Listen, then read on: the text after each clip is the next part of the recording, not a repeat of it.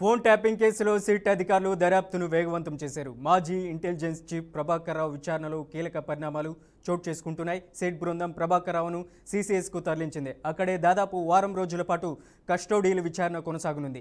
విచారణను మరింత వేగవంతం చేసేందుకు అధికారులు సీసీఎస్లోనే ప్రత్యేక సిట్ కార్యాలయాన్ని ఏర్పాటు చేసినట్లు సమాచారం.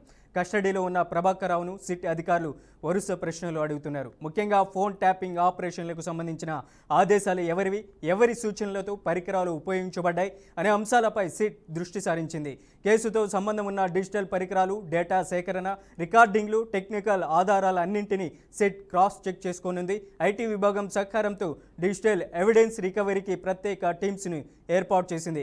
ఇక ఈ కేసులో మరికొందరు ఉన్నతాధికారులను కూడా విచారణకు పిలిచే అవకాశం ఉందని సిట్ అధికారులు సూచిస్తున్నారు. ఇక గత ప్రభుత్వ కాలంలో ఫోన్ ట్యాపింగ్ జరిగిందని వస్తున్న ఆరోపణలపై కొన్ని కొత్త కోణాలు బయటపడుతున్నట్లు సమాచారం.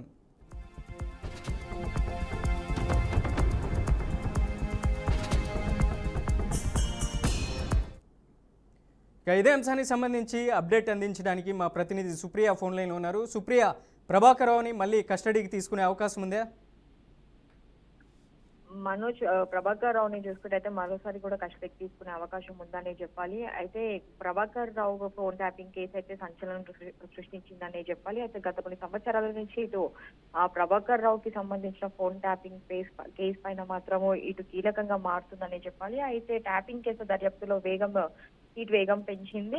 మాజీ intelligence chief Prabhakar Rao CCS office కి కూడా తరలించారు. అయితే కీలక పాత్రలు డేటా సేకరణపై దృష్టి పెట్టాలని ఇటు ఈట్ అధికారులు అయితే అంటున్నారు. అయితే దీనికి సంబంధించి కూడా ముఖ్యంగా ఇటు సజ్జనర్ ఆధ్వర్యంలో మాత్రం ఇటు ఇది విచారణ జరుగుతుందని చెప్పాలి. అయితే సిసిఎస్ భవనంలోనే ప్రత్యేక సీట్ రూమ్ ని కూడా ఆయనకి ప్రత్యేకంగా ఏర్పాటు చేశారు. అయితే దీనికి సంబంధించి కూడా ఇంకా ప్రభాకర్ రావుతో పాటు వెనకాల ఎవరున్నారో, అసలు ఎవరి హస్తం ఉంది, దేని వలన ఇది ఫోన్ ట్యాపింగ్ జరిగిందన్న కోణంలో కూడా ఇటు ప్రశ్నించబోతున్నారు అని చెప్పాలి. అయితే దీనికి సంబంధించి కూడా అసలు ఈ ఫోన్ ట్యాంపింగ్ కి సంబంధించి మొదటిగా అసలు వెనకాల నుంచి ఏ వ్యక్తి అయితే ఇక్కడ ప్రభాకర్ రావుకి సపోర్ట్ చేశారన్న దానిపైన కూడా విచారణ జరపబోతుందని చెప్పాలి. అయితే ఉన్నత అధికారులు ఇంకా ఎంతమంది ఉన్నారు, దాని గురించి అసలు బయటికి తీసే ప్రయత్నంలో మాత్రం ఇటు అధికారులు ఉన్నారని చెప్పాలి. ఒకవేళ ఇటు ప్రభాకర్ రావు దాని గురించి అసలు ఏమైనా నోరు విప్పుతారా అన్న దానిపైన అయితే నిన్న వరకు జరిగిన దాంట్లో చూసుకుంటే అయితే ఇటు ప్రభాకర్ రావు అయితే ఇటు అధికారులకి మాత్రం ఎలాంటి సమాధానం అయితే ఇవ్వలేరు. దీనికి సంబంధించి ఇప్పుడు సిసిఎస్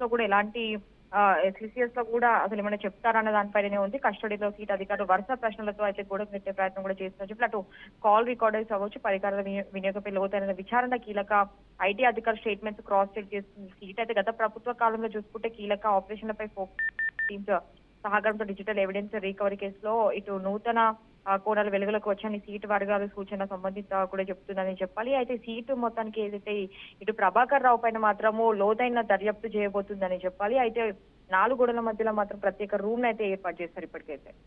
అలాగే సుప్రియ, గత ప్రభుత్వ హయాంలో దాదాపు ప్రభాకర్ రావు మాజీ ఇంటెలిజెన్స్ చీఫ్గా ఉన్నారు. 26 హార్డ్ డిస్కులను ధ్వంసం చేశారు, 7 హార్డ్ డిస్కులను రీప్లేస్ చేశారు.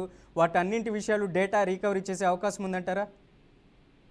దానన్నిటిపైన డేటా రికవరీ చేసే అవకాశం ఉన్నట్టే అధికారులు అయితే తెలుస్తుంది. అయితే దానిపైన ప్రత్యేకంగా డేటా రికవరీ చేస్తే ఇంకా ఎంతమంది ఉన్నారు ఏంటా అని చెప్పి లోతైన దర్యాప్తు చేయడం వల్లనే ఇంకా ఉన్నంత అధికారులు కూడా బయటకు వస్తుంది. అయితే ప్రభాకర్ రావుతో పాటు కూడా సుమారుగా చాలా మంది అంటే ఒక 5 నుంచి 6 వరకు ఉండొచ్చు అనే అంచనా కూడా ఇటు అధికారులు అయితే వేస్తూ ఉన్నారు. అయితే దీనికి సంబంధించి కూడా చూస్తే మళ్ళీ ఇటు డిసెంబర్ 25కి మళ్ళీ కస్టడీకి తీసుకునే అవకాశం కూడా కనిపిస్తుందని చెప్పాలి. అయితే వారిని విచారించే క్రమంలోనే ఎస్ఐబి మాజీ చీఫ్ ప్రభాకర్ రావును ప్రధాన నిందితుడిగా గుర్తించే 95 రోజులనే అభియోగ పత్రం దాఖలు చేశారు. అయితే ప్రభాకర్ రావు మరో నిందితుడు శ్రవణ్ రావు అమెరికాలో ఉండడంతో రెడ్ కార్నర్ నోటీసులు జారీ చేయించి రప్పించారు. అయితే వారిని రప్పించిన ఎస్ఐబిలో కీలక ఆధారాలను ధ్వంసం చేయడంతో దర్యాప్తులో ఇంకా పెద్దగా పురోగతి కనిపించడం లేదని చెప్పాలి. అయితే ఉన్నతాధికారులు మాత్రము ఆదేశాలతోనే తన ఆధారాలను ధ్వంసం చేశానని ప్రభాకర్ రావు చెప్పడంతో మాత్రము జటలంగా మారిందని చెప్పాలి మనం.